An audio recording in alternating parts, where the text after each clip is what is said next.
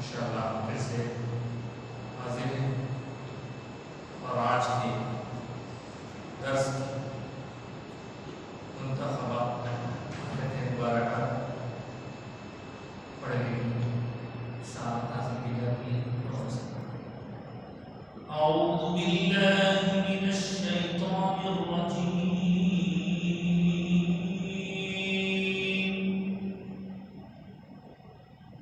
بسم اللہ الرحمن الرحیم۔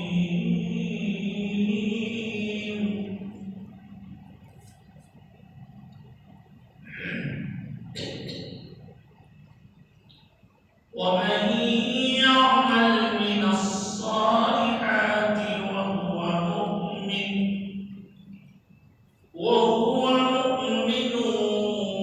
فلا يخاف ظلما ولا هضما، وكذلك أنزلناه قرآنا عربيا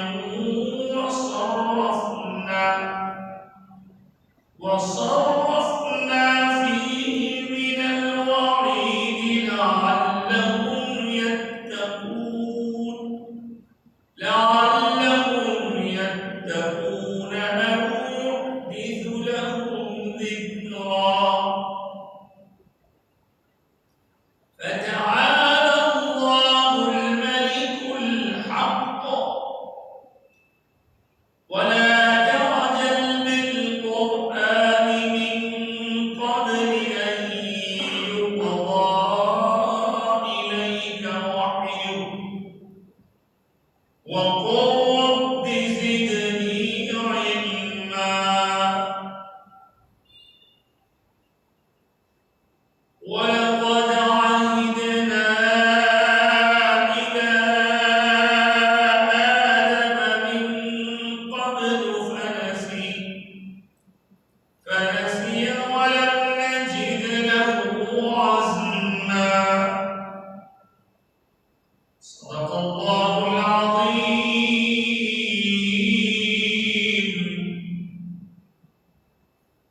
وصدق رسوله النبي الأمين الكريم،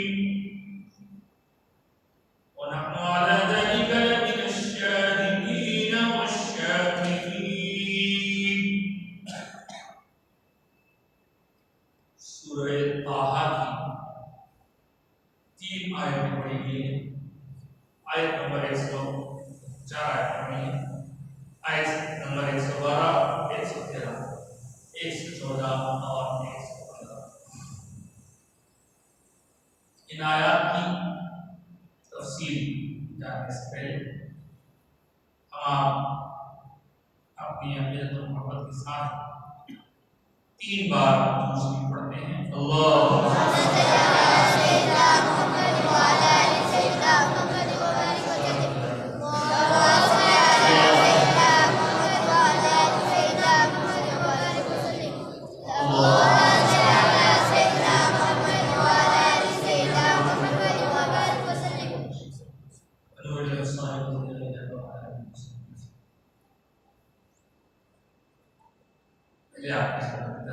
اللہم ومن، اور جو کوئی، من کا مطلب کون کے لیے آتا ہے، اور من کا مطلب جو کوئی کے لیے آتا ہے۔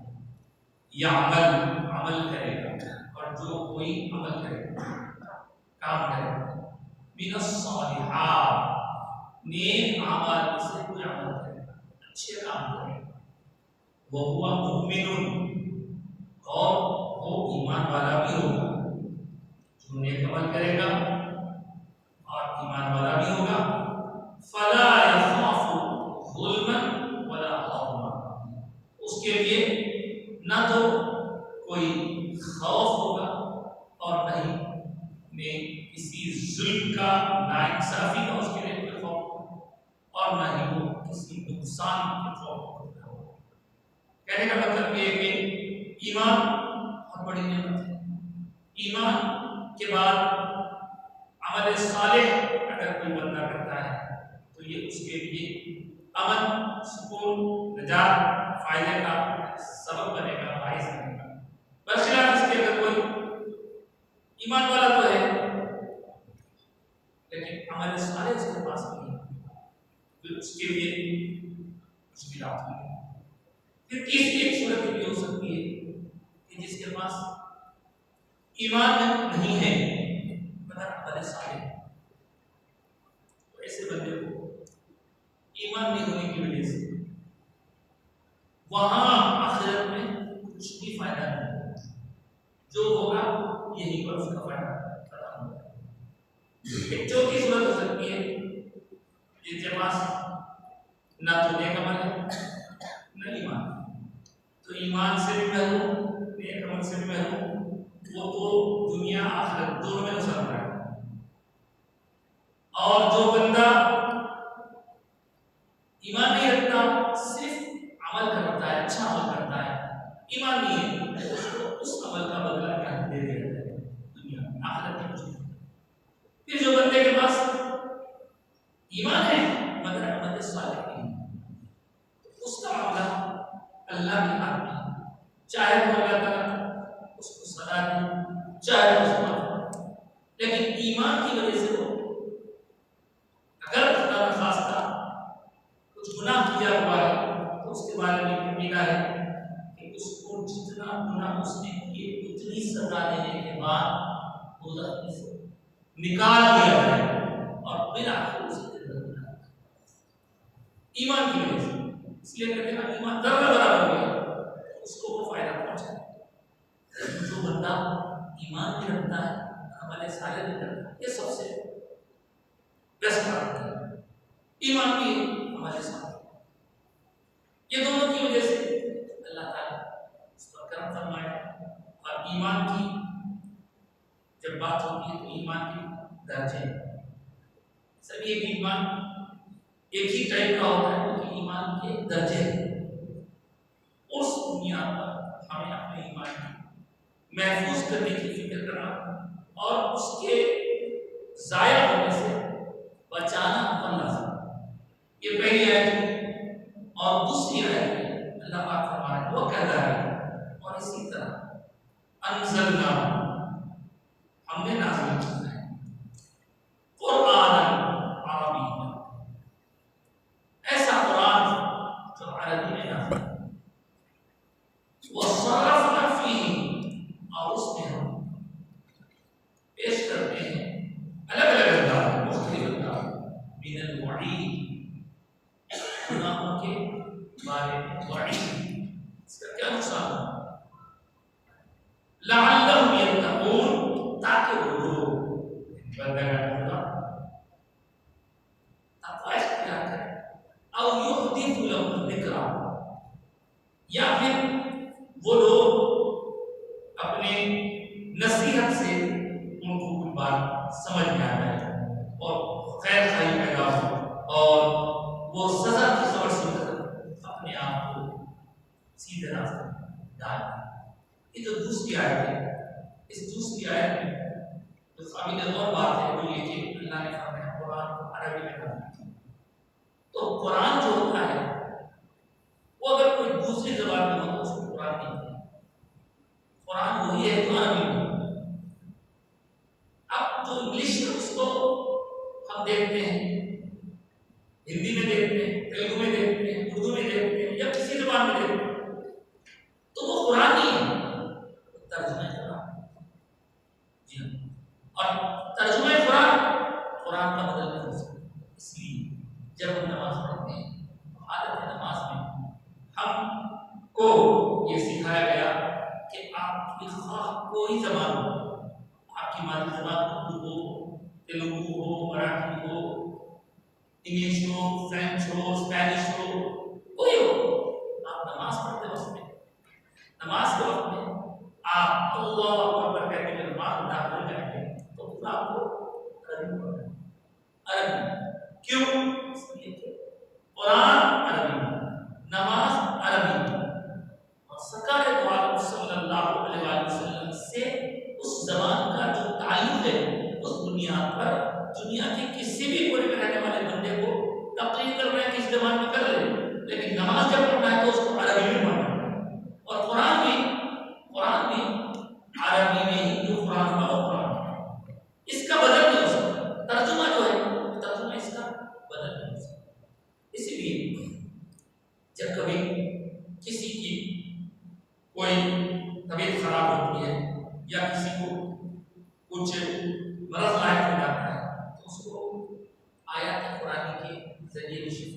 ملتی ہے. قرآن کہتا ہے وَنُنَزِّلُ مِنَ الْقُرْآنِ مَا هُوَ شِفَاءٌ وَرَحْمَةٌ لِلْمُؤْمِنِينَ. قرآن پاک جو نازل کیا گیا ہم نے اس شفا بھی ہے، رحمت بھی ہے. کس کے لیے؟ مومنین کے لیے. مومن کے لیے شفا اور رحمت ہے. تو آپ اس کی طرف کر سکتے، لیکن اس کو عربی پڑھنا پڑے گا. آپ اس کو اردو ترجمہ پڑھ کے اس کا فائدہ اٹھانا چاہیں گے؟ نہیں، بالکل یہ بتانا. البتہ اب ایک سوال ہوتا ہے کہ عربی میں کیوں قرآن نازل کیا؟ کیا اللہ تعالیٰ کو سوال کرتے ہیں بابا، کیا اللہ تعالیٰ کو عبادت کرنے کے لیے ہم کو عربی میں ہی کرنا ہے؟ تو کیا اللہ کو عربی کے سوا کوئی زبان نہیں آتی؟ استغفر اللہ، ایسی بات گستاخی، اللہ کی شان میں بے ادبی. اللہ تعالیٰ تو خالق و مالک ہے. اللہ کی تو کیا شان. اللہ تعالیٰ کے بندوں میں دنیا تمام میں جتنی زبانیں بولی جاتی ہیں آج کی موجودہ زبانیں، یہ ساری زبانیں اگر ملائی جائیں تو سو ہزاروں زبانیں ہو جائیں. ہر زبان کا بولنے کا انداز الگ ہے، لفظ الگ ہے. مفسرین لکھتے ہیں کہ قرآن مجید میں جو اللہ تعالیٰ نے فرمایا وَعَلَّمَ آدَمَ الْأَسْمَاءَ كُلَّهَا، تو اللہ تعالیٰ نے آدم علیہ السلام کو ہر زبان کا علم دیا. ہر زبان. تو جو سیکھنے والے آدم ہیں ان کو یہ سب کچھ معلوم ہے، تو سکھانے والے اللہ کا کون نظر کر سکتا ہے؟ تو اللہ تعالیٰ کے بارے میں ایسا سوچنا غلط ہے. پھر جب ہم اپنی زبان میں اللہ تعالیٰ سے بات کر سکتے ہیں، دعا کر سکتے ہیں، تو نماز اگر میں کیوں ہے؟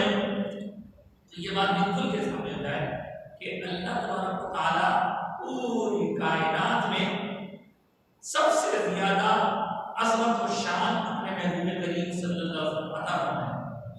اور حبیب پاک کی ہر چیز سے اللہ تعالیٰ محبت فرماتا ہے.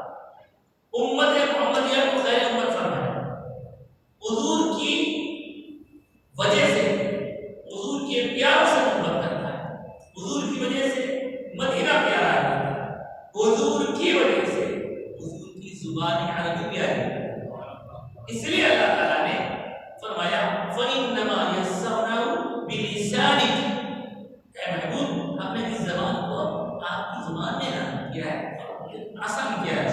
تو سرکار پاک علیہ السلام سے اتنا گہرا تعلق دین اسلام کا ہے کہ اللہ تعالیٰ کے پاس جو بھی ہم بات پہنچانا چاہیں وہ خاص انداز اس کا عربی ہے، چاہے وہ نماز پڑھیں چاہے قرآن. اگلا سوال خطبہ.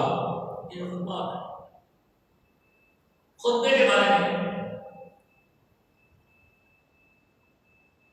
بہت سارے علماء کا یہ ماننا ہے کہ خطبہ بھی عربی میں ہو.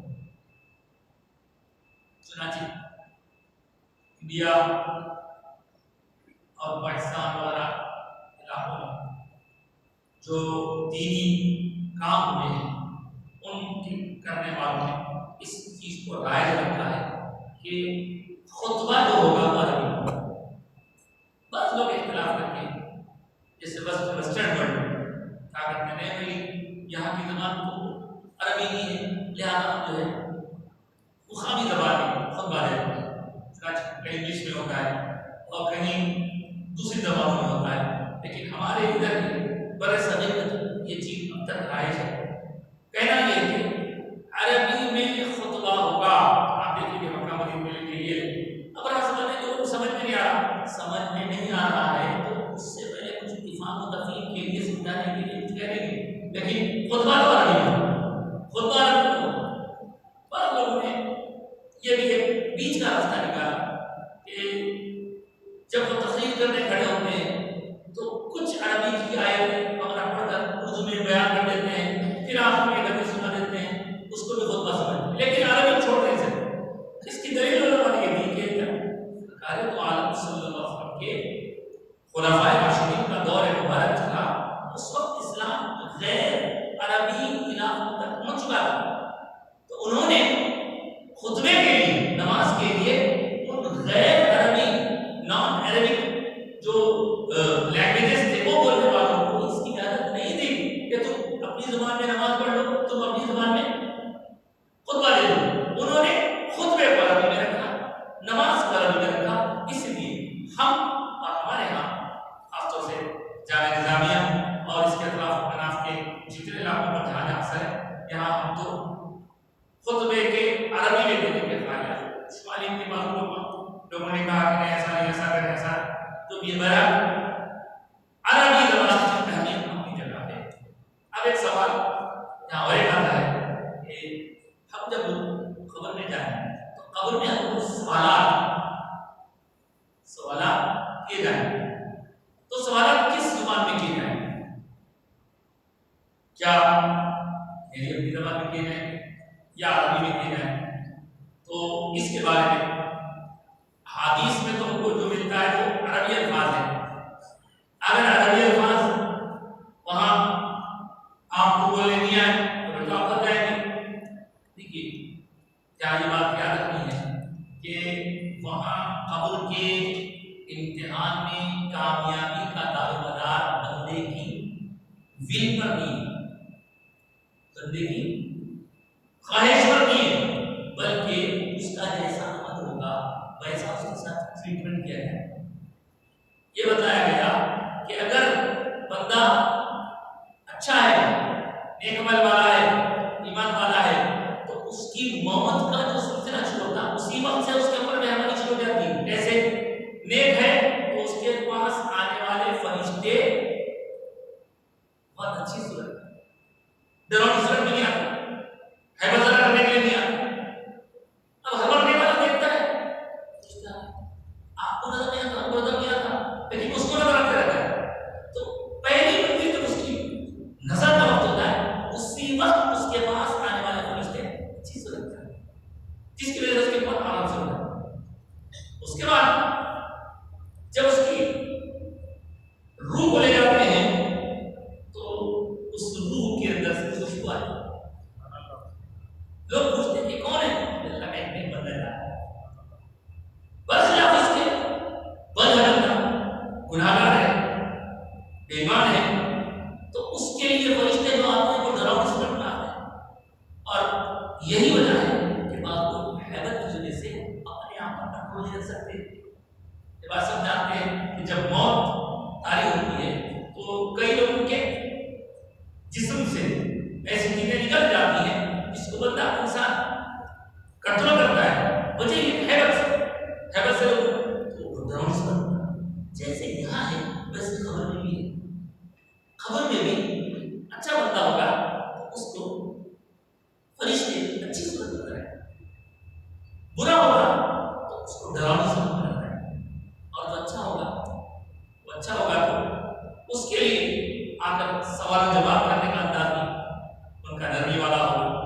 اور پھر اس کے ساتھ ساتھ اگر ان بندوں کی اچھائی کی وجہ سے اللہ ان کو کامیاب کرنا چاہتا ہے تو وہ لوگ یا تو اس کی زبان میں سوال کریں گے یا ان کو عربی میں سوال کرنے پر یہ عربی میں ہی جواب دینے کا قابل بنا دیا جائے گا۔ جب اللہ کی طرف سے کرنا نمازی ہو تو سب ممکن ہے۔ اب آپ وہ بھی سنتے ہیں خبر میں جب سوال ہوگا تو تیسرا سوال، ایک سوال ہے امام من ربک کا، کون ہے تیرا رب؟ دوسرا سوال ہے ما دینک کا، دین کیا ہے تیرا؟ تیسرا سوال ہے من نبیک کا، یا پھر دوسری زیادہ اوتھینٹک حدیث کے مطابق ما كنت تقول في حق هذا الرجل، اس شخصیت کے بارے میں تم کیا کہا کرتے تھے؟ تو پہلا سوال زبان سے کیا جائے گا تمہارا رب، دوسرا سوال کیا جائے گا تمہارا دین کیا ہے، تیسرا سوال حضور کی شبیہ دکھائی جائے گی۔ اب اس کے بارے میں الگ الگ محققین نے اس کا مطلب بیان کرتے ہوئے حدیث پاک کا مفہوم بیان کیا ہے کہ یا تو حضور خود خبر شریف میں تشریف لائیں گے دیکھ کر بندہ، یا پھر یہاں سے وہاں تک جو حجابات ہیں، پردے ہیں، سب ہٹا دیے جائیں گے، بندہ دیکھ پائے گا اس طرح، یا پھر سب کا چہرے پر بتائیں گے تو کچھ بھی ہو لیکن حضور کا دیدار تو ہوگا۔ تو وہ کیسے ہوگا؟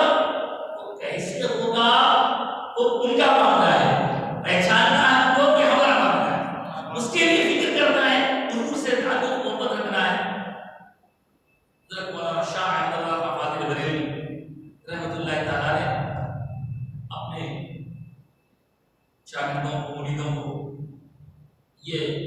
تھی کہ میری قبر جب کھودی جائے تو اتنی گہری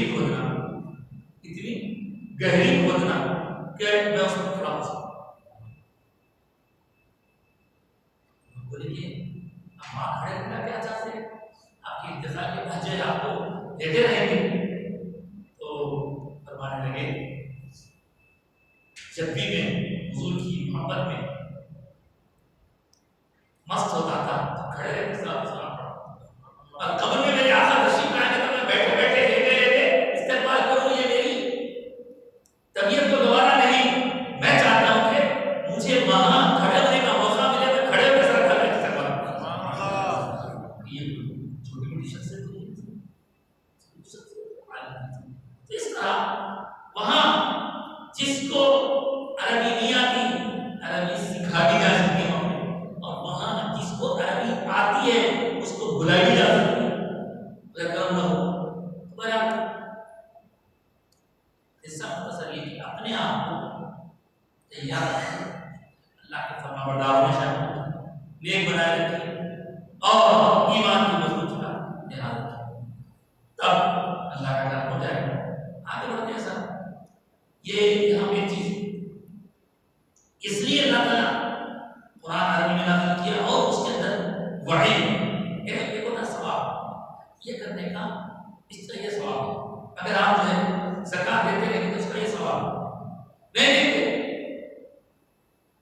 اس کی وعید لیکن اس کے بارے میں کیا پوچھوں گی کیا تکلیف ہوگی کیا عذاب ہوگا. جیسے ہمیشہ باوجود رو رہا کرتے ہیں ان کے بارے میں آیا ہے کہ اللہ تعالیٰ ان کے باوجود رہنے کی وجہ سے جب ان کی موت نصیب ہوگی تو انہیں شہادت کا مرتبہ نہ.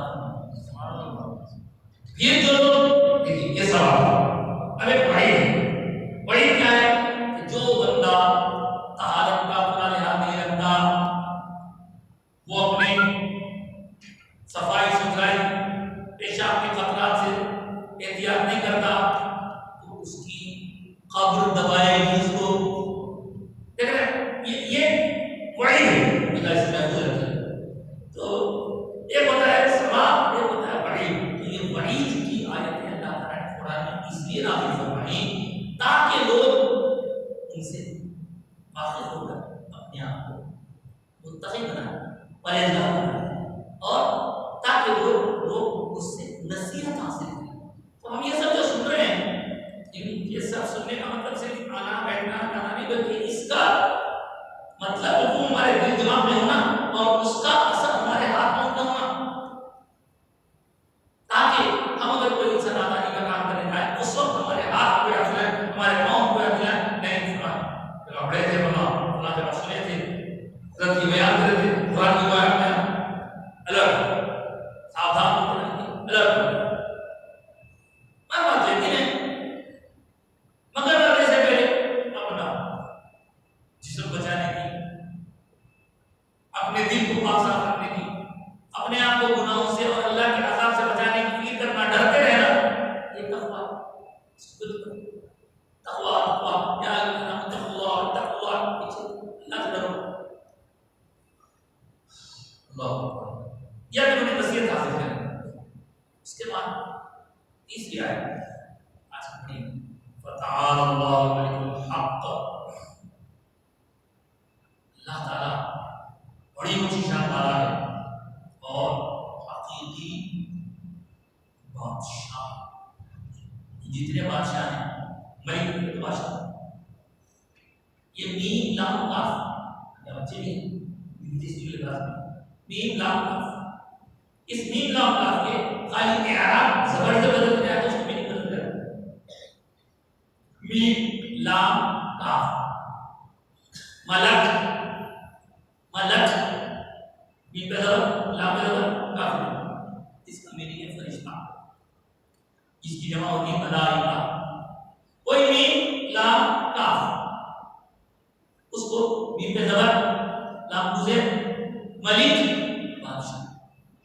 کوئی میم لام کاف عربی اتنی نازک زبان ہے کوئی میم لام کاف اس میں اگر میم پیش لام گزے ملک بنا دی قل اللہم مالک الملک، ملک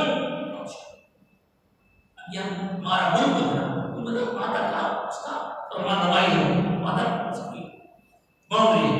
اور ایک مطلب میم کل زیر آ ہے ملک، آپ یہ ملک تو سب جس کو بولتے ہیں نا وہ انگلش میں ہمارے یہ عربی میں ملک مطلب ملکیت، میں جس کا مالک ہوں. چنانچہ ایک شعر ہے، شعر اللہ تعالیٰ کہ کل جہاں ملک اور جو کی روٹی غذا، اس شکم کی قناعت دلا. میں نوجوانوں سے کہوں گا، بچوں سے کہوں گا، جو پڑھ رہے ہیں، جو سن رہے ہیں، جو کچھ کہا جا رہا ہے، پہنچ رہا ہے کہاں، اس کو سمجھو. جیسے مثال کے طور پر نعت پڑھنے والے نعت پڑھے، جنہوں نے بھی نعت پڑھی، لکھنے والوں نے تو بزرگوں نے لکھی، آپ نعت پڑھ رہے ہیں، آپ نعت ایسے نہیں پڑھ دینا، بلکہ اس کے ایک حق سمجھنا، اس کی میننگ سے واقف ہونا، تب جا کے بات بنے گی. ہاں وہ سمجھ میں بھی آئے گا، آپ اپنی اللہ سے رسول سے قریب ہو. تو اس طرح ملک، کل جہاں ملک کیا مطلب، پوری کائنات اللہ نے اپنے حبیب کے اختیار میں دے دی.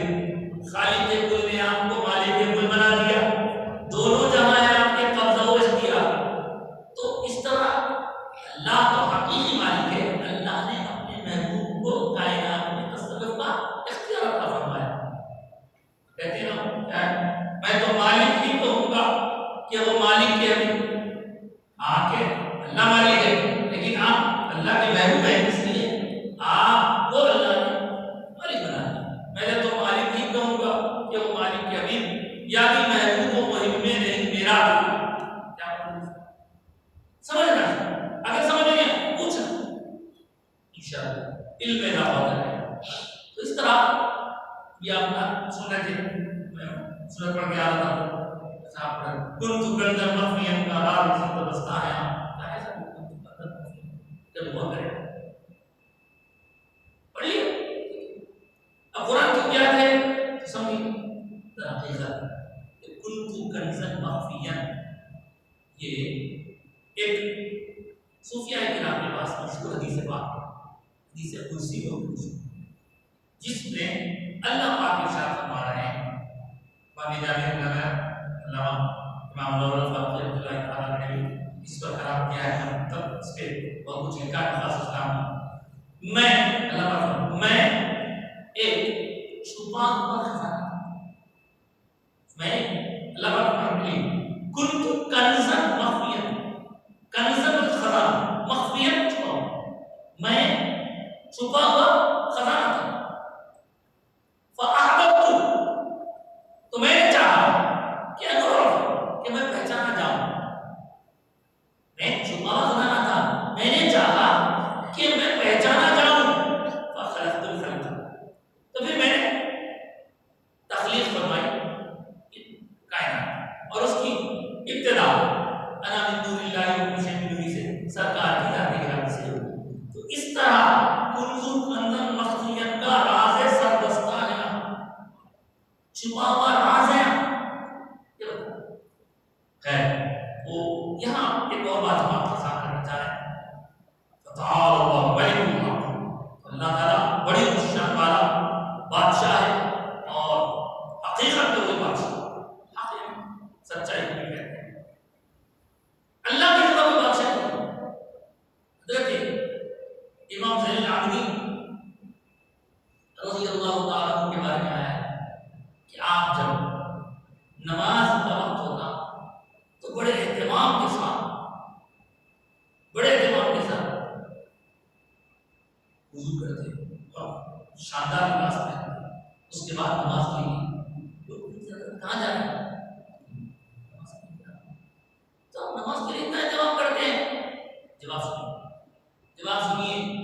آپ فرماتے کہ لوگوں تم جب لوگوں کی حالت یہ کہ دنیا کے کسی بادشاہ کے پاس جاتے ہو تو اپنے آپ کو بنا سنوار کے اہتمام کے ساتھ جاتے ہو. کوئی بھی بادشاہ کے سامنے ایسی دنیا بنی رکھتے ہوئے کرتا وغیرہ بنیان سے ٹیبل پہ نہیں جا سکتا، بڑا اہتمام کے ساتھ بنڈل کے نام کے ساتھ. تو تم بادشاہ کے سامنے جا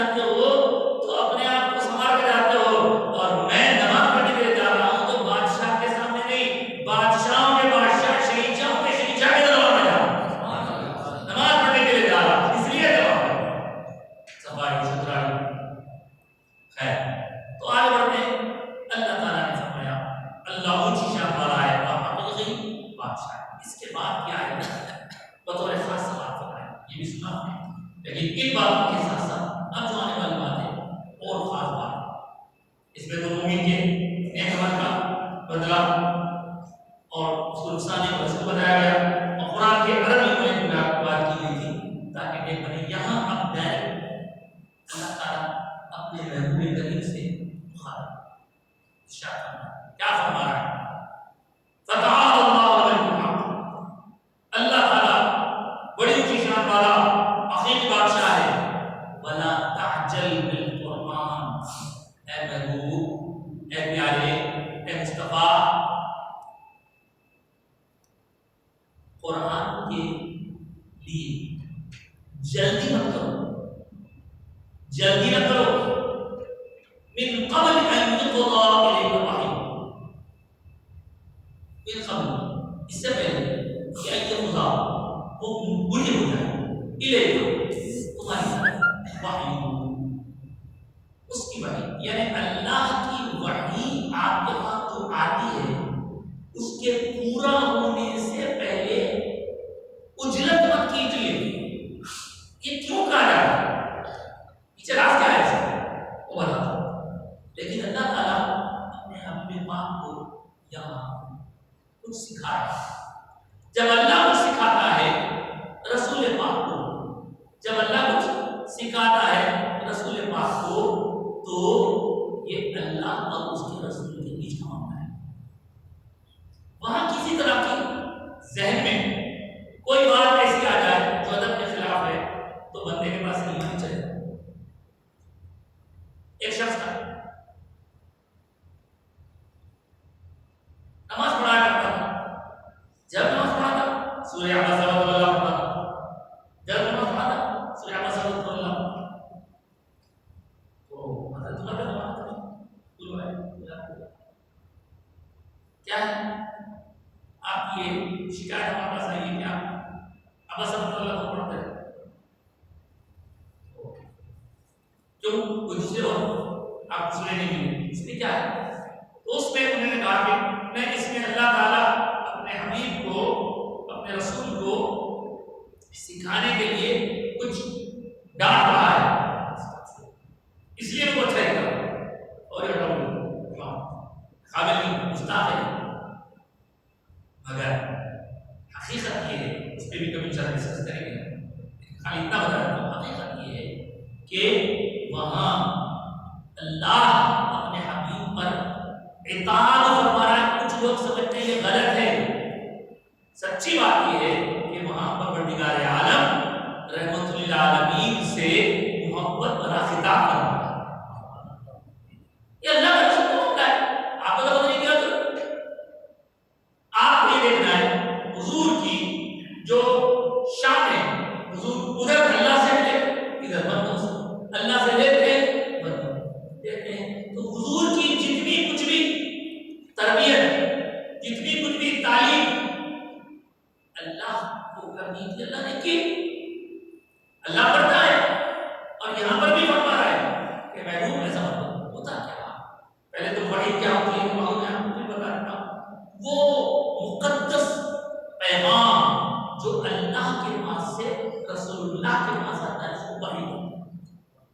اس کے کئی قسمیں ہیں، کبھی دل میں ڈال دیا جاتا، کبھی فرشتے کے ذریعے بھیجا جاتا، کبھی خواب میں کیا جاتا، کبھی بلا کر آسمانوں پر نوازا جاتا، کئی قسمیں اس میں، لیکن ان میں ایک معروف قسم جو ہے وہ ہے جبریل امین کے ذریعے قرآن آیا۔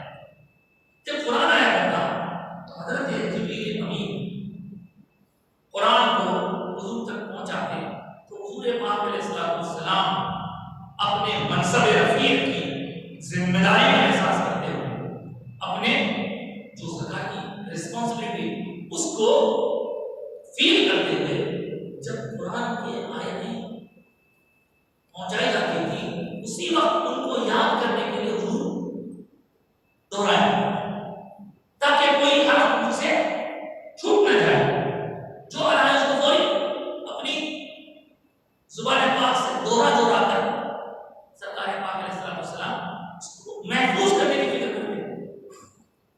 تو اللہ نے فرمایا ابھی جب تک کہ وحی پوری ختم نہ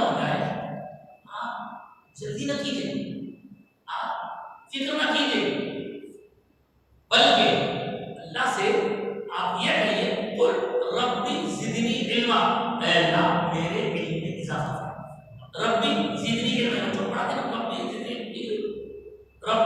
जिदनी इल्मा, यहाँ तो ये बात है। लेकिन आपकी मालूमात के लिए करूं, यहाँ सिर्फ जल्दी न करने की बात कही गई, यहाँ इल्म में इजाफे की दुआ करने की बात कही गई। लेकिन एक और मुकाम पर जो सूरह क़ियामा में हमको 29वें बारे में मिलता है, वह अल्लाह ने कैसी बात कही थी कि अल्लाह को ईमान करना है। क्या फरमाया अल्लाह ताला? इसी तरह का कुछ मजमून फरमाता आगे इरशाद फरमाया कि ला तुहर्रिक बिही लिसानक, ऐ महबूब अपनी जुबान पाक को हरकत मत दीजिए, लिताजल बिही, उसके याद करने में जल्दी की खातिर अपनी जुबान पाक को हरकत मत दीजिए जब वही आ रही है। और आगे फरमाया इन्ना अलैना, इस फिक्र में ज़बान को बार बार हरकत दे रहे, उसको याद करने की करें कोशिश कि कहीं उसमें से मिस ना हो जाए। आप टेंशन मत लीजिए, आपको फिक्र की जरूरत नहीं है। इन्ना अलैना जमअहु व कुरआना, उस कुरान को आपके पास महफूज करना, उसका बयान, उसका मतलब समझाना, ये हमारे हम करेंगे, आपको इसकी फिक्र करने की जरूरत नहीं है। उसके बाद फरमाया वह कुरान, उसको फिर पढ़वाना, ये हमारा काम है। अल्लाह अकबर। तो इस तरह ये जो दो आयतें आपके सामने आ जाती है, इससे ये बात मालूम हुई कि अल्लाह ताला जब जब जो अपने हबीब को सिखाने का इरादा फरमाता वो सिखाता। इसीलिए सरकार ने एक हदीस पाक में इरशाद फरमाया अद्दबनी रब्बी फअहसन तअदीबी, मेरे परवरदिगार ने मुझे अदब की तालीम दी है और बेहतरीन तालीम दी है। अब यहाँ से ये बात आपने सुनी, जल्दी मत कीजिए और वही खत्म होने तक गौर से सुनते रहिए, उसको याद दिलाना हमारी जिम्मेदारी है। रब ज़िंदगी माँ कहते रहिए। अब यहाँ से अगर और हमने आदम से भी वादा किया था इससे पहले, लेकिन उनसे भूल हो गई और हम देखते हैं कि वो जानबूझ के नहीं किए, बहुत प्यारा है। लेकिन यहाँ जो आपको एक बात मालूम हुई, अल्लाह तबारक व तआला अपने हबीब पाक शाहिद औलाद सल्लल्लाहु अलैहि वसल्लम को खुद सिखाना है, कदम कदम पे सिखाना है। तो इसका मतलब ये हुआ कि हुजूर सल्लल्लाहु अलैहि वसल्लम ही क्या, और भी जो मेरे सरकार के पहले नबिया गुजरे हैं उनको भी तालीम खुद अल्लाह ताला की तरफ से मिलती है।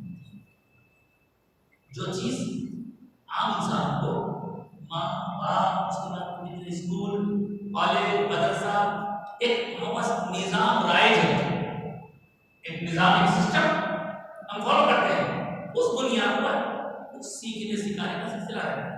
लेकिन नबियों के बारे में अल्लाह ताला का ये खास अंदाज है कि वो दुनिया में किसी को नबी का उस्ताद नहीं बनाता, दुनिया में किसी को नबी का उस्ताद नहीं बनाता। और यहाँ हुजूर की बात हम करें तो लोग हमसे पूछ रहे हैं कि साहब ऐसा कैसा हो सकता, तो ऐसा ही हो सकता है। और आपको ये हुजूर की बात समझने के लिए पिछली और बातों को थोड़ा जहन में रखना होगा। मैं आपको अभी कुछ देर पहले वो आयत मुबारक पढ़ा, वो अल्लमा आदम अल-अस्मा, और अल्लाह ने आदम को इल्म दिया। आज दिया कौन से स्कूल में सीख करा, कौन से कॉलेज में गया, फिर ऐसा है कि फरिश्ते जहाँ आजिज हो जाए, फरिश्ते कहने लगे कि हम नहीं बता सकते, अल्लाह ने आदम क्या अपना बताओ, अल्लाह ने आदम सब बता रहे, तो वो कहाँ से आया, कहाँ से आया? आगे बढ़े, बहुत सारी मिसालें, लेकिन कुरानी आयत में भी अगर देखें, जैसे कुरान है, आप एक और नबी का जिक्र सुनते हैं, इदरीस अलैहिस्सलाम। इदरीस अलैहिस्सलाम को इदरीस कहते हैं इसलिए क्योंकि आप बहुत पढ़ने पढ़ाने में 10 दिया करते हैं। आपको कौन सिखाए?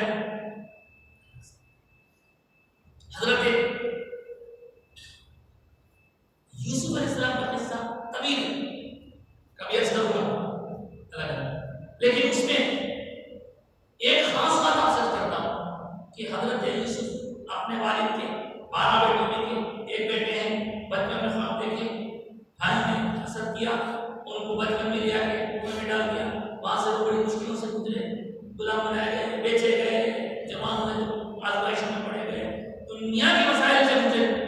اس کے بعد حالات اتنے خراب ہوئے کہ لوگوں نے کہا کہ اگر ہماری بات نہیں مانیں گے تو آپ جیل میں ڈالیں گے، آپ دعا کریں گے اللہ میرے لیے جیل اچھی ہے، جی برے کام کی طرف لوگ بلا رہے ہیں، گندے کام کی طرف، اسے تو میری جیل اچھی ہے، تو میرا جیل میں کئی سال گزارا ہے۔ اس کے بعد آپ دیکھیں صورت اللہ کی پیدائش جیل میں کیا اس کے بعد ہماری کہ بادشاہ کو کھا پڑا، بادشاہ نے خواب کی تعبیر پوچھی، کوئی نہیں بتا سکے، چونکہ حضرت یوسف علیہ السلام خواب کی تعبیر سے واقف تھے۔ کون سکھایا؟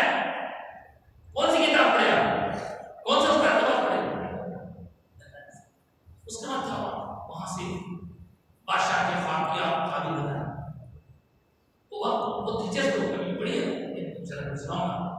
یہ 7 گائیں ہیں، موٹی موٹی گائیں ہیں، یہ 7 چھوٹی پتلی گائیں نکل کے گائے کو کھا لی، پریشان کر بادشاہ۔ تو بادشاہ نے جب سب سے مجھے نہیں بتا سکے، اس کو معلوم تھا کہ آپ بتا سکتے، بولا کہ آپ نے تعبیر کہا کہ آپ ہمارے کینگڈم میں، تمہارے ملک میں 7 سال بہترین شاندار خوب بہار ہو، پھل ترکاریاں خوب پکے گا، لیکن جتنا پکے گا اتنی ضرورت نہیں رہے گی، ضائع ہو جائے گا۔ اس کے بعد کے 7 سال ایسے قلت والے ہوں گے کہ اس میں ایک ایک دانے دانے کر ہو جائے گا۔ کیا کرنا کیا؟ اب جو 7 سال ہے، ان 7 سالوں میں آپ جتنا لوگوں کو ضرورت ہے اتنا دے کر باقی کا سیف کیجیے، سیف کیجیے۔ تو 7 سال ختم ہونے کے بعد میں 7 سال کا جو سیف کیا ہوا، یعنی اس کو اسٹور کیا ہوا جو اناج بھرا ہوا، وہ بعد کے 7 سالوں میں کام آنے والا ہے۔ اس نے کہا کہ یہ سب کرے گا کون کرے گا؟ اب سنیے، حضرت یوسف علیہ السلام نے اس وقت بادشاہ دور کرتے ہوئے کہا اگر تیرے پاس کوئی یہ سب کام کرنے کے قابل نہیں ہے تو میرے کو ذمہ داری دے، میں کیا کروں؟ قال اجعلنی علی خزائن الارض انی حفیظ علیم، میں عبادت کروں گا اور میں سب کچھ جانتا ہوں، میں آپ سے پوچھتا ہوں یہ حساب کتاب یہ بڑے بڑے بھائی ایک ملک کی بات کر رہا ہوں، ایک گھر کی بات نہیں کر رہا ہوں، سارے ملک میں ہونے والی جتنی پیداوار ہے، جو کچھ اناج مال، اس کو پہلے تو حساب کتاب کر کے رکھنا، جتنی ضرورت ہے لوگوں کو دینا، باقی پھینکنے میں نہیں گئے، ایسا کر کے اس کو اسٹور روم بنے ہوئے ہیں، بڑے بڑے اسٹور روم بنانا، اس کو پریزرو کرنا، کیسا کریں یہ سب نظام کون کرے؟ کون کرے؟ حضرت یوسف علیہ السلام کرے۔ کون سے کرنے پڑے تھے؟ کاشف یہ کرے تھے؟ تو ماننا پڑے گا کہ یہ سب کا سب علم آپ نے دنیا میں کسی سے نہیں سیکھا، خود خالق کو رہنے آپ سے۔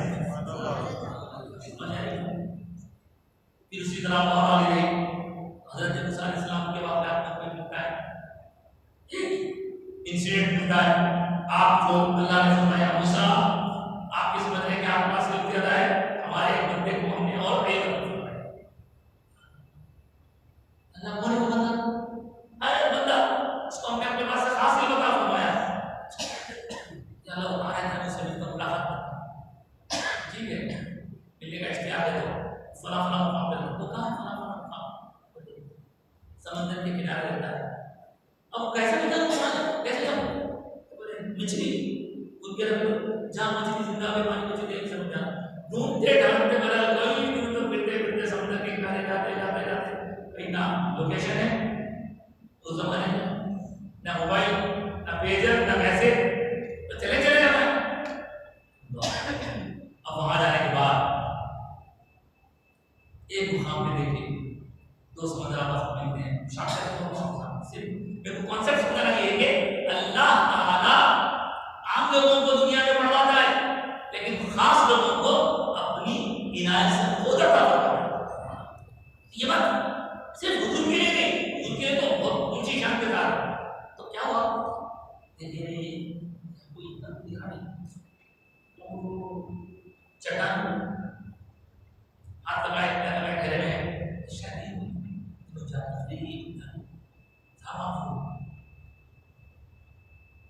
فلاں بندے ہیں کیا پوچھنے کی ارادے سے جا رہے ابھی قریب جا رہے ہیں وہاں سے آؤ موسیٰ آؤ تمہارا اتنا کرواؤ خضر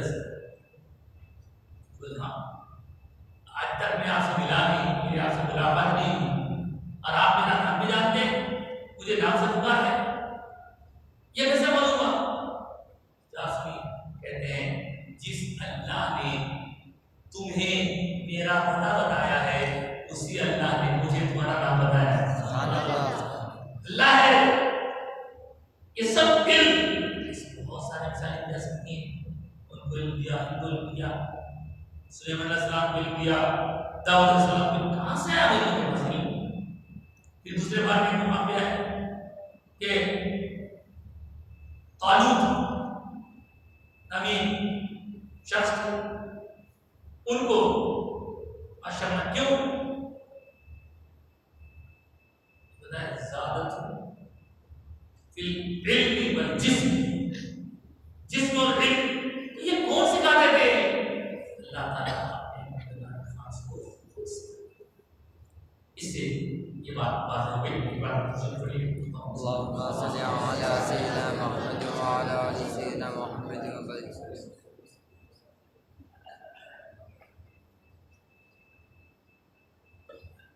حضور کو کب سکھایا کہاں سکھایا وہ پھر آسمانوں پر بلا ہے پھر یہ سب آیت نازل ہوئی ان کے علاوہ بہت سے ایسے باتیں ہیں جس کے ذریعے یہ کلیئر ہوتا ہے کہ اللہ پاک نے اپنے حبیب پاک صلی اللہ علیہ وسلم کو خوب اتنا دیا کہ قرآن مجید میں ایک مقام پہ ارشاد فرمایا وَعَلَّمَكَ مَا لَمْ تَكُنْ تَعْلَمْ اے محبوب ہم نے آپ کو وہ سکھا دیا جو آپ نہیں جانتے یا ایسا آپ نے اچھی بات ہے کہ ہر آدمی کی اگر حالت دیکھی جائے وہ سکھایا جو آپ نے جانتے تو کسی بندے کے بارے میں آپ جانتے ہیں اس کے بارے میں آپ پوچھیں کہ بھائی تو کیا جانتے کیا نہیں جانتے تو جو کچھ جانتے وہ کم رہتا جو کچھ نہیں جانتے وہ زیادہ رہتا جتنا کچھ آپ جانتے ہیں وہ کم ہے اور جتنا کچھ نہیں جانتے وہ جب انلمیٹڈ ہے ہر ایک چیز لمیٹڈ آپ مطلب یہ بات ہے جو جانتے ہیں وہ کم ہے جو نہیں جانتے وہ زیادہ ہے اللہ پاک نے آگے فرمایا حبیب ہم نے آپ کو جو چیزیں جانتے تھے وہی سکھا دیا بلکہ فرمایا آپ جو جانتے ہیں اور جو نہیں جانتے ہیں وہ سب ہم نے سکھا دیا سنیے پھر جو آپ پہلی وحی کے بارے میں سنتے ہیں اس میں تو یہ کیا کہنا تھا اقرا بسم ربک الذی خلق اپنے رب کے نام کے ساتھ پڑھو اس طرح خلق الانسان من علق جس نے انسان کو کریٹ کیا پیدا کیا من علق جبے ہوئے سے اقرا اور پڑھو وربک الاکرم آپ کا اکرم کرنا الذی علم بالقلم جس نے قلم سے لکھنا سکھایا اب آپ ایک طرف کچھ ناسمجھ کم علم جاہل لوگوں کو یہ کچھ نہیں کہ ان کو یہ نہیں آتا تھا وہ نہیں آتا تھا ایک طرف اللہ کا کلام یہ کہ اللہ پاک فرما رہا ہے حبیب ہم نے آپ کو سکھایا علم دیا قلم سے سکھایا سب اللہ سکھانے کی بات کر رہا ہے کچھ لوگوں نے خود نہیں علم الانسان ما لم يعلم جو کچھ وہ نہیں جانتا تھا اللہ نے اس کو سکھایا تو سکھایا اللہ نے ایسا سکھایا کہ اس سکھانے کا اندازہ نہیں کر سکتے اسی لیے تو ہوتا ہے حضور کو ساری کائنات میں کائنات تک اللہ بنی پوری کائنات میں سب سے زیادہ علم جس کے پاس ہے اس ذات پاک کا نام محمد رسول اللہ اللہ کتنی عبادت ہوگی لوگوں کے پاس کتنا ہے. آج ہم مختلف ختم کرتے ہیں حدیث پاک آپ کی خدمت میں رکھتے ہیں. وہ حدیث پاک بڑی طویل ہے لیکن ہم اس کو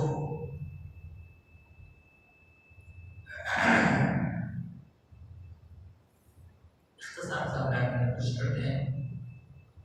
یہ حدیث کے بارے امام ترمذی حسن صحیح کہتے ہیں اور اس کے متعلق جب حضرت بخاری سے پوچھا گیا تو انہوں نے بھی اس کے بارے میں کہا کہ یہ صحیح ہے. حدیث کیا ہے کہ ایک بار شریف پڑھیے اللهم صل على سيدنا محمد وعلى آل سيدنا محمد.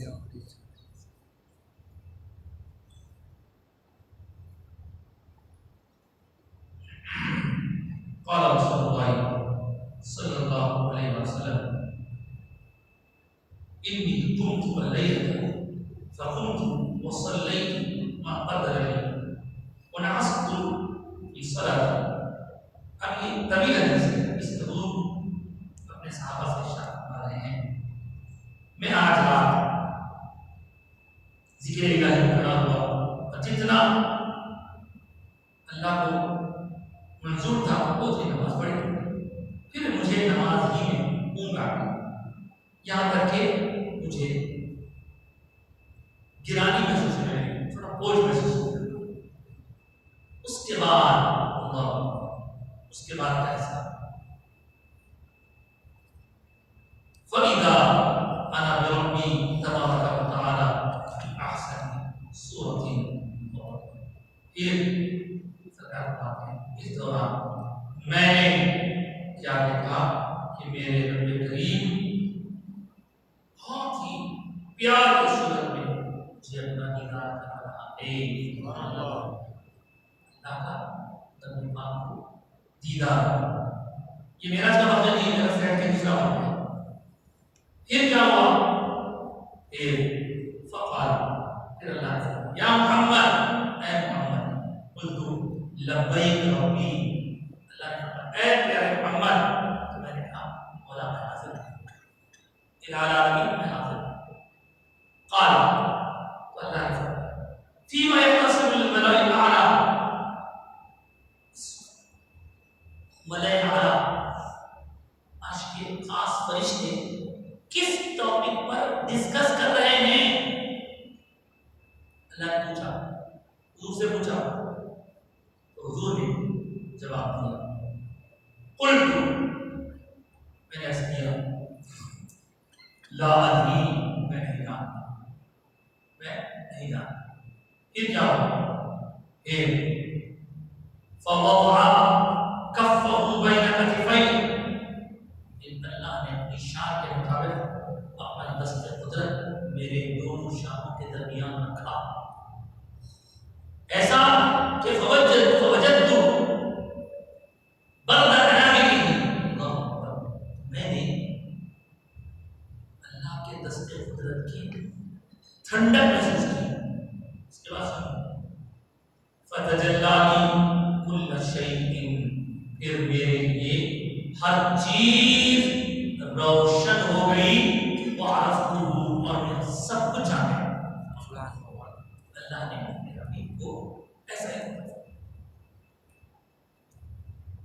یہ ہونے سے پہلے اللہ نے پوچھا تھا یا محمد اس وقت ملائے اعلیٰ کس ٹاپک پر ڈسکس کر رہے ہیں بیچ میں بھی یہ ہوگا. اس کے بعد اللہ پاک نے پھر فرمایا فقال یا محمد قلت لبیک میں نے کہا حاضر ہوں اللہ.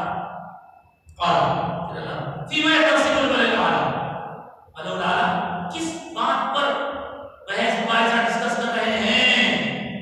قلت تو میں نے کہا پہلے میں نے کہا تھا کہ میں نہیں جانتا.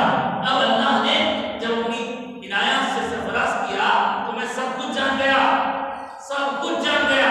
اب عرض کرنے لگا مولا اس وقت وہ لوگ فی الدرجات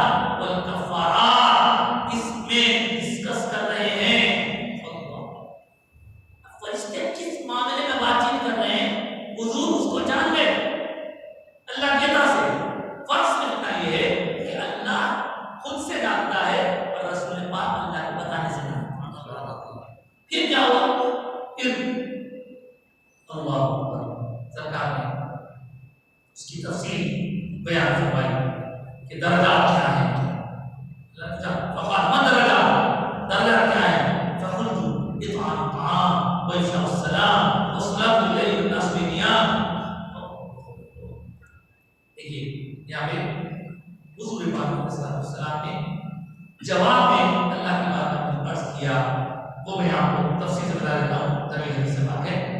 کس چیز میں؟ کہا درجات میں اور کفارات. درجات کیا ہیں؟ کہا درجات، میں نے کہا درجات یہ ہے کہ کھانا کھلانا، سلام وعام کرنا، اور رات کے وقت جب سب لوگ سو رہے ہوں ان کی نماز ادا کرنے کے درجات ہیں. ان سے بندوں کے درجے بلند ہوتے ہیں. اللہ اکبر. اس کے بعد کفارات کیا ہیں؟ کفارات کیا ہیں؟ حضور نے اللہ کی عطا سے ملنے والے علم پر ارشاد فرمایا کیا کہ تکلیف کی حالت میں بھی مکمل وضو کرنا. جب تکلیف ہوتی اس وقت وضو کرنا، اس سے گناہ دھلتے. دوسری چیز، نماز سے فارغ ہونے کے بعد دوسری نماز کا انتظار کرنا، اس سے گناہ دھلتے. یعنی ایک رات نماز پڑھ کے دوسری رات کو آتے امام کے پڑھوں گا، اس کا ذوق شوق رکھنا، اس کا انتظار کرنا، وہ بھی عبادت، اس سے گناہ دھلتے ہیں. اور تیسری چیز فرمائے کہ اس جماعت کی اہمیت کا بھی آپ کو پتہ ہو سکتا ہے. آگے تیسری چیز یہ ہے کہ جماعت میں شریک ہونے کے لیے چل کر جانا. نماز کی جماعت آنے کے لیے چل کر جانا، دور دور جا کے نماز پڑھنا. مطلب یہ کہ ہمارے حیدرآباد کے پرانے شہر میں تو مسجدیں ہیں، یہ گلی میں 4 مسجدیں ہیں، لیکن یہاں مثال کے طور پر آپ یہ چیز دیکھ رہے ہیں تو آپ لوگ اگر دور ہے وہاں سے جماعت کو پانے کے لیے آپ آ رہے ہیں، این سے پہلے نکل رہے ہیں، اہتمام کر رہے ہیں، تو یہ مت سمجھیے کہ آپ کا آنا جانا پیٹرول خرچ ہو رہا ہے، کیا ہو رہا ہے. اللہ پاک اس کے ذریعے آپ کو بتا بھی دیا کہ کئی گناہ کو خود بخود معاف کرتے جا رہا ہے. کفارات کیا ہے؟ اس کے بعد سن صاحب آخری چیز بڑی بات کی ہے. پھر اللہ تعالیٰ نے اپنے حبیب پاک صلی اللہ علیہ وسلم سے ارشاد فرمایا، بے شک اے محمد تم نے سچ فرمایا. اللہ فرمایا حبیب تم نے سچ فرمایا. اب اس کے بعد حضور کی بارگاہ، حضور اللہ کے بارگاہ میں اللہ تعالیٰ اتنا بڑا احترام دیا، بے شک میں بھی تم نے سچ فرمایا. آتا ہے پھر اللہ ہمارا ہے سب یاد محمد مانگو کیا مانگو؟ دعا مانگو. آپ کا گاڑی ایسا مطلب اللہ اکبر. اس کے بعد اس وقت سرکار یہ دعا فقلت اللهم إني أسألك فعل الخيرات وترك المنكرات وحب المساكين وأن تغفر لي وترحمني وإذا أردت بعبادك فتنة فأقبضني إليك غير مفتون. اللهم إني أسألك حبك وحب من أحبك وحب عمل يقربني إلى حبك. قال النبي صلى الله عليه وسلم تعلموهن وأدرسوهن فإنه حق. سرکار نے جو دعا مانگی وہ کلمات سمجھاتا ہوں، لیکن حضور نے آخر میں کیا فرمایا؟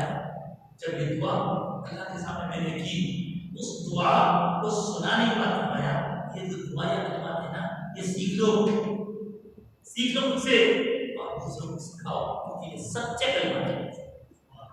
اب وہ کلمات کیا ہے؟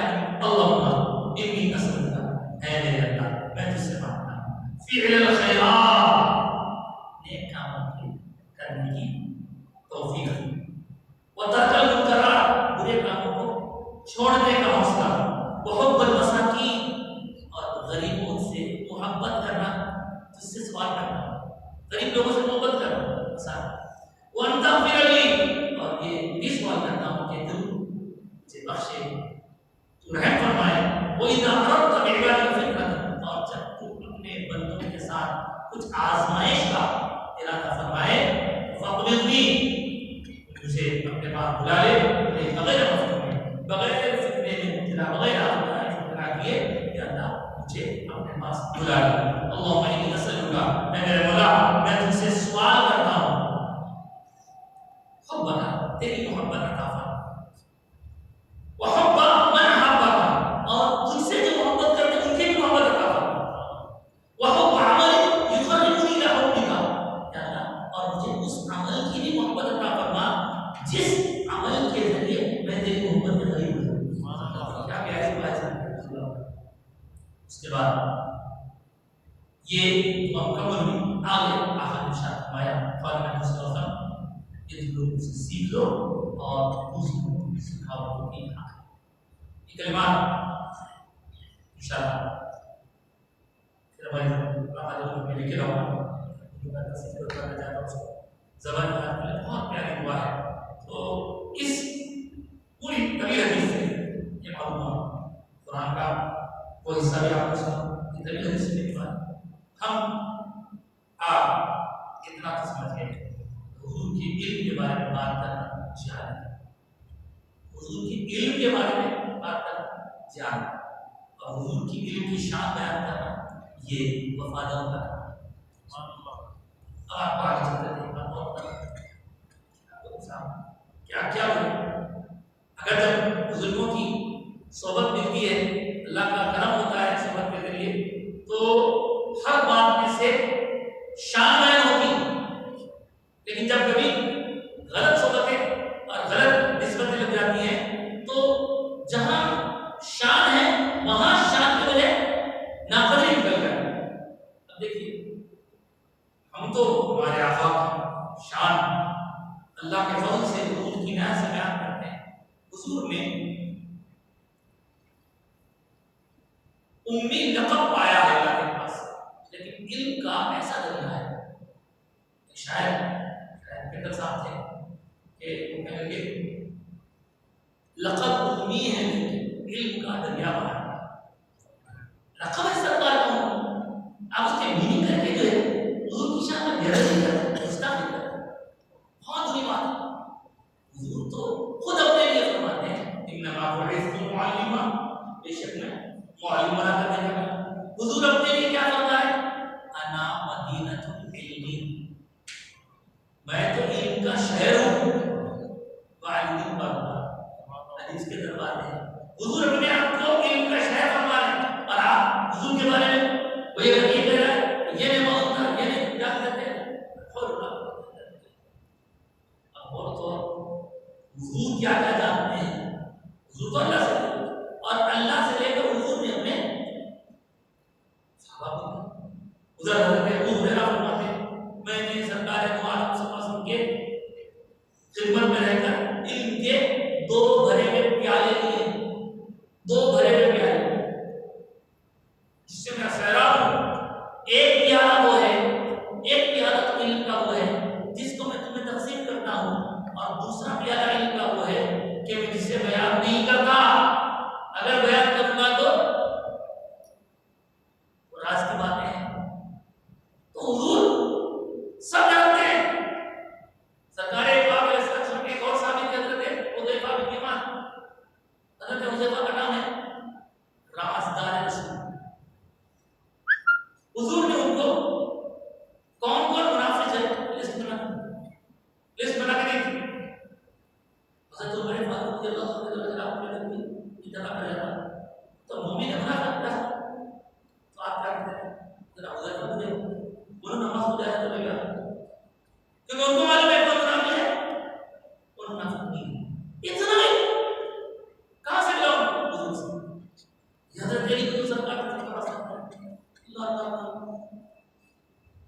علی اس کا دروازہ ہے، وہ علی کا دروازہ کہا گیا مولا علی اتنا علم رکھتے ہیں، اتنا علم رکھتے ہیں، ایک تو حضور کے ممبر سے ارشاد فرمایا تھا کہ جو پوچھنا ہے پوچھو، اور بعد میں اگر کسی نے یہ دعویٰ کیا اللہ کے عطا سے تو مولا علی ممبر پہ کھڑے ہو کے ارشاد فرمایا سلونی قبل ان تفقدونی، مجھ کو کھو دو گے تم اس سے پہلے کہ میں تم سے جدا ہو جاؤں، میں رخصت ہو جاؤں تو مجھے نہ پا سکوں، اس سے پہلے پوچھ لو مجھے جو پوچھنا ہے۔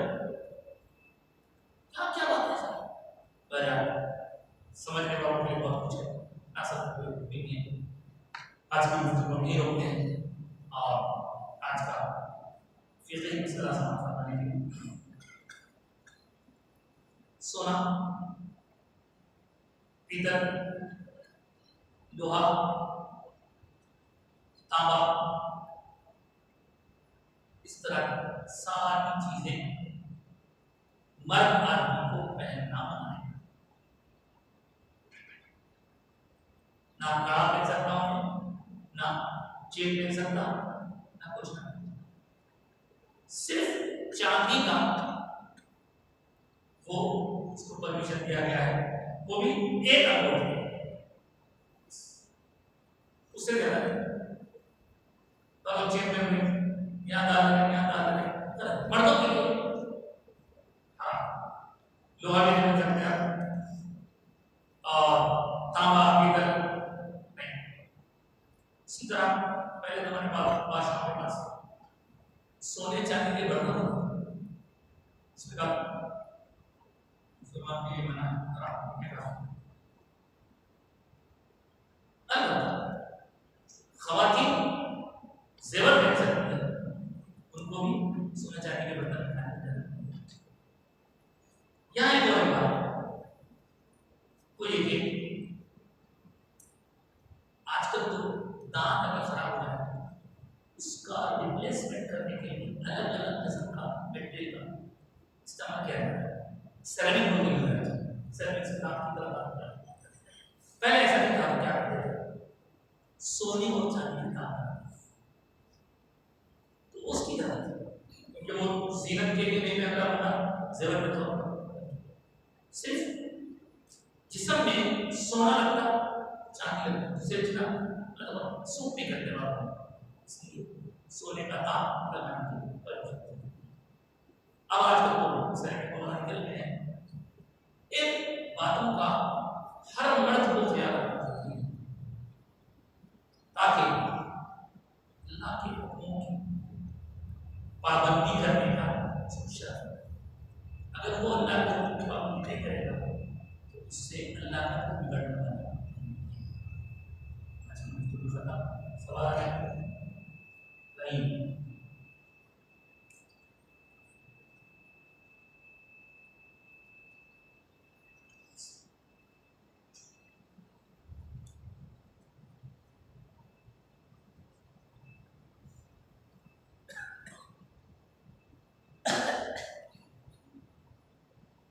نماز جنازہ میں دعا کے بجائے سورہ فاتحہ پڑھ سکتے کیا؟